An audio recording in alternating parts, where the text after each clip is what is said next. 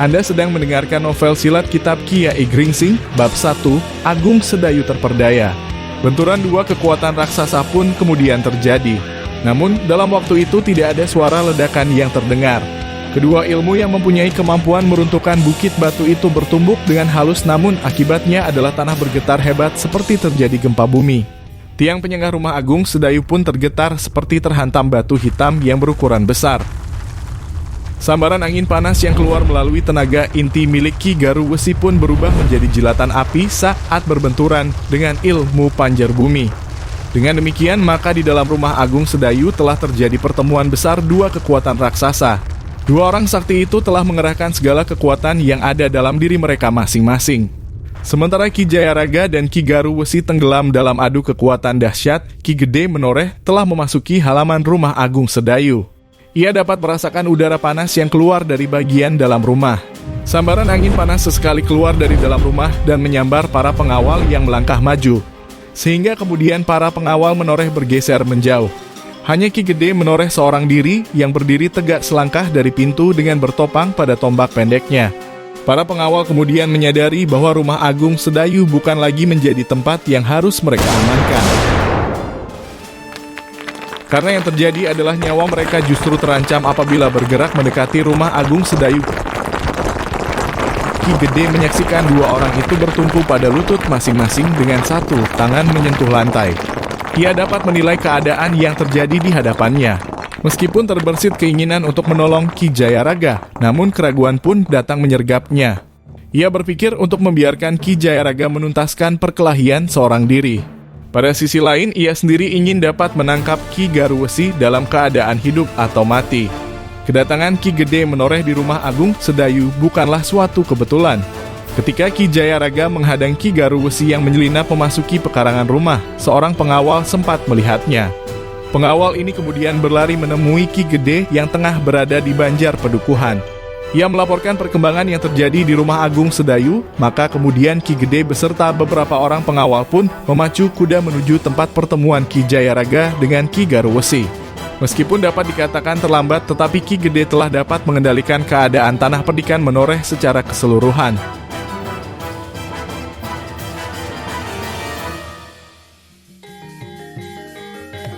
Di tempat yang lain, Sukro masih terlibat pertarungan keras dengan seorang lawan yang tangguh. Sukro mengalami keadaan yang sama dengan Ki Jayaraga. Ia harus bertempur dengan sekuat tenaga.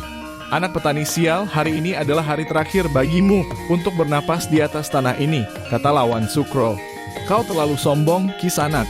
Lihatlah, orang-orang sekelilingmu telah menyerah kalah, lalu bagaimana kau dapat mengalahkan aku, sahut Sukro. Lawan Sukro itu pun segera menoleh sekelilingnya. Ia menjadi tegang dan cemas karena Sukro memang berkata sebenarnya.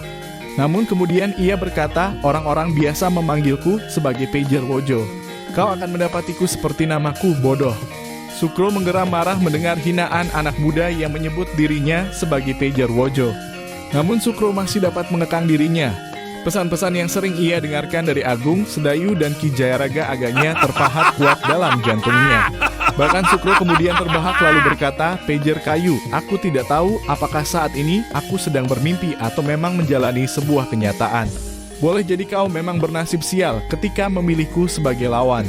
Kau boleh tanyakan tentangku pada orang-orang Menoreh. Mereka akan menjawab bahwa aku adalah anak ajaib dari Sungai Menoreh. Aku lahir di Pliridan dan aku belajar kanuragan juga di dalam Pliridan. Jika Sukro merasa geli dengan kata-katanya sendiri, Pager Wojo justru menjadi cemas. Ia tidak melihat rasa gentar dari sorot mata Sukro. Lalu ia dengan hati-hati membuat penilaian kembali tandang Sukro sebelum berkelahi melawannya. Namun tiba-tiba Pager Wojo dikejutkan oleh Sukro yang menyerangnya dengan tata gerak yang tidak terduga. Meskipun Sukro belum berhenti tertawa, tetapi sikapnya itu membuat banyak orang merasa terkecoh. Tiba-tiba saja orang-orang di sekitar mereka telah melihat Sukro melibat Pager Wojo dalam serangan yang sengit. Sementara Pager Wojo masih kebingungan dengan tata gerak Sukro yang dirasanya sangat aneh, tiba-tiba bagian luar telapak tangan Sukro telah menampar pipinya. Kecepatan Sukro bergerak memang mengejutkan, dan sepak terjang Sukro sepanjang pagi itu tidak lepas dari sepasang mata yang lekat mengawasinya. Orang ini berulang kali berdecak kagum dan sesekali menggelengkan kepala menyaksikan cara Sukro berkelahi. Ia telah membuat rencana jauh hari sebelumnya, oleh karena itu ia datang ke Tanah Perdikan Tetapi sayang orang itu tidak berada pada saat yang tepat. Dalam waktu itu, Sukro bergerak dengan kecepatan melebihi kemampuan para pengawal pada umumnya. Rahang pager Wojo tampak mengeras. Ia merasa telah dipermalukan oleh Sukro dengan tamparan keras yang mendarat pada pipinya. Kini ia meloncat sambil menggerakkan pedangnya mematuk lambung Sukro. Sukro terkejut dengan sambaran pedang pager Wojo yang sedemikian cepat dan nyaris merobek lambungnya. Namun Sukro cukup cekatan dan sigap meloncat surut. Dan kemudian yang terjadi adalah pager Wojo mengalirkan serangan yang tiada terputus. Tata gerak pager Wojo memberi Sukro pengalaman baru dalam perkelahian.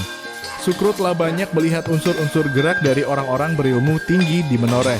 Dari perguruan Kedung Jati hingga Kisah Dewa, namun yang dilakukan pager Wojo pada siang itu benar-benar memaksa Sukro untuk meningkatkan selapis lebih tinggi dari kemampuan yang ia miliki. Kau akan mengerti kerasnya tamparan umpat pager Wojo yang terus mengejar Sukro dengan sengatan pedang. Terserah padamu, kata Sukro.